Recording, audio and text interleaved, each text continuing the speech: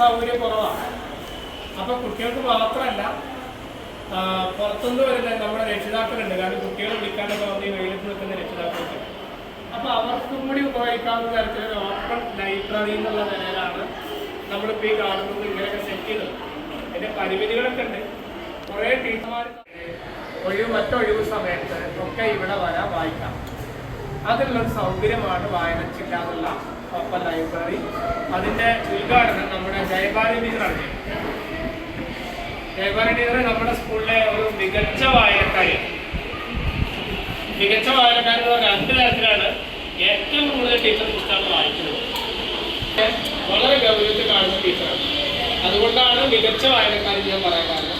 ടീച്ചറെ നിങ്ങളെല്ലാവരുടെയും അനുവാദത്തോടെ ഞാൻ ശ്രമിക്കുകയാണ്.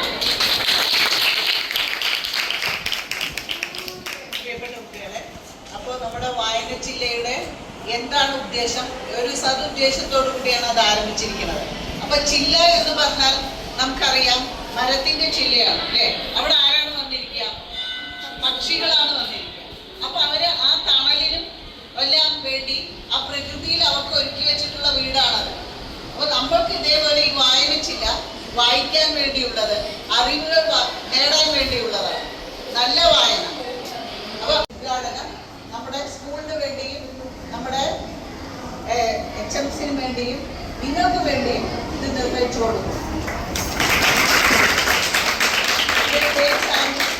ശാസ്ത്രജ്ഞന്മാരുടെ കാര്യങ്ങളാണ് ഇതിൽ ഉൾക്കൊള്ളിച്ചിട്ടുള്ളത്.